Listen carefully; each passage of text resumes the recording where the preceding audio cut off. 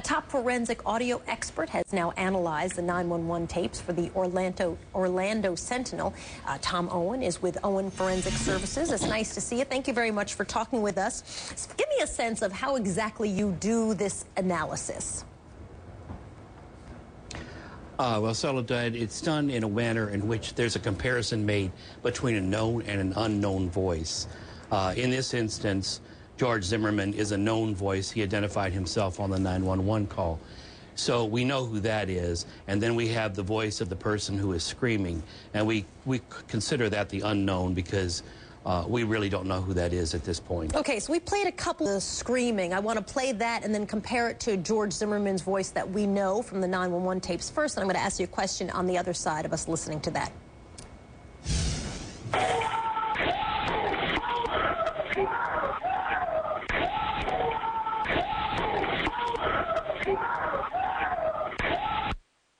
So I know you were able to sort of compile all that different screaming and put it together into one approximately 9-second long clip. And here's a little bit of George Zimmerman from the 911 tape.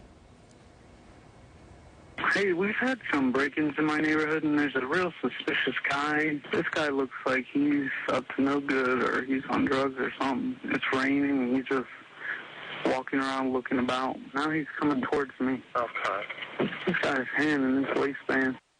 How is it possible to compare two voices when the context is so different? One is shrieking and the other one is speaking almost quietly into the phone. Well, the difference between the old comparisons where you had to have verbatim speech or the people saying the same thing, right, and today is the biometric software is able to define three different things: spectrographic information, pitch information, and what we refer to as Gaussian information, or intra-speaker variability. How much space is between words when people speak and so forth.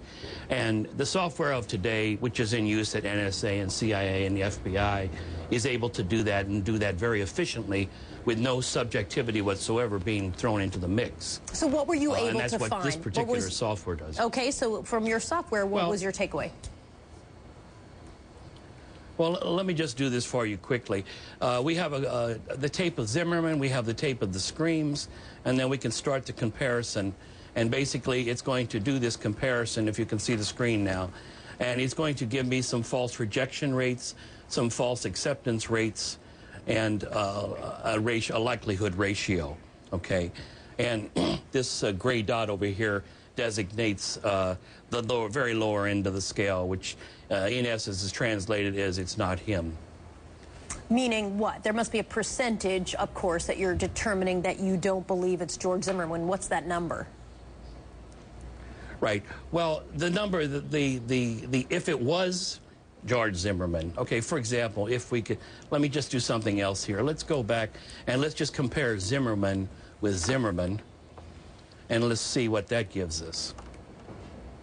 So you're talking about speaking 99%. Voice. Okay, so speaking voice compared to speaking voice obviously gives you something. So yelling voice to speaking voice, whoever is the screaming on the tape, what percentage are you coming up with?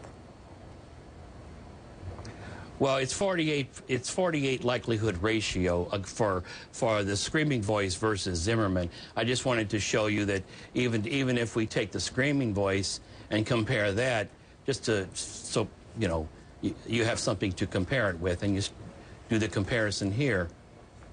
This is what we come up with, 99%. Screaming to screaming. So let me ask you a question. The software, yeah. The software is able to delineate the difference between the two voices. Now, is this something you do in court? I mean, are you brought into a courtroom to do this exact thing with this exact software? Yeah, I've testified approximately 300 times in 41 different states, and not always on voice identification. But the last voice identification was with this software in Connecticut, State versus Davalu, which was a murder trial, and a 911 call was the focus of the trial. So you say roughly comes out to 48% likelihood that it would be George Zimmerman. What is the bar in a courtroom? Is it 78%? Is it 99%? Where do you say, for you, as the analyzer, that it clearly is not the individual you're trying to match it to? What's the number? Because what would happen is you would see a green dot, like we saw the green dots when we compared Zimmerman against Zimmerman and the Screams against the Screams. I don't know if you noticed that, but right here there was a green dot, and it said 99% over here. So if we're comparing Zimmerman versus the Screams, then we're getting a likelihood ratio of 48% and a false rejection rate of 12.35% and a false acceptance rate of 14.9%. Those low numbers get translated as it's very unlikely that it is the same person. So it's what the software is telling. Yeah. What would that number be, though? Let's say, for you to be comfortable to go into a courtroom, what would that number have to be? Would it be in the 70s, in the 80s? What point do you get the green dot that says, yes, we sort of have a match?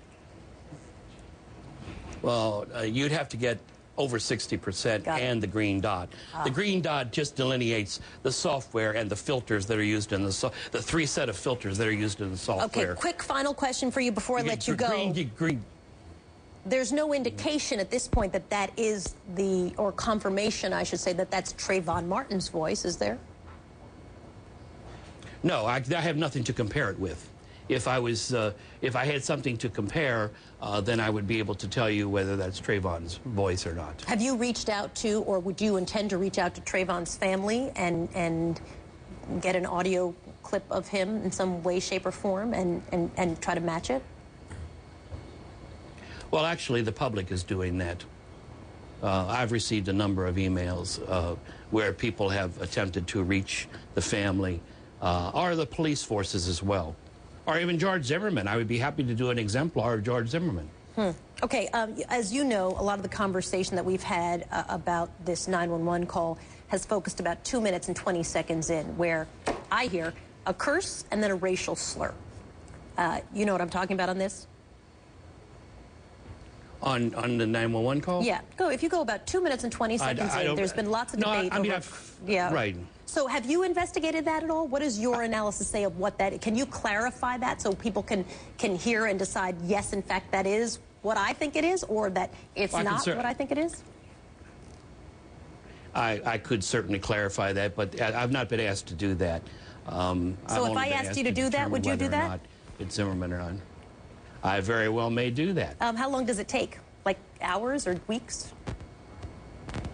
It would take me at least a day or two. Okay. You know, I'd be hugely interested in that. And if you can clarify that and tell me that it is what I think it is, or it's not what I think it is, I'd be very interested in knowing what forensic analysis says those words are. Mr. Tom Owen is a forensic consultant from Owen Forensic Services. Yes, sir. Was there a final word you want to say before I let you go? Yes, I'll be happy to do that, and maybe I'll see you again. I think Wednesday is what you've promised me. Thank you, sir. Appreciate your time. I'm doing my own forensic analysis on what you just said, which is he's confirmed for Tuesday or Wednesday morning with us. Thank you, Mr. Owen. Appreciate your time this morning.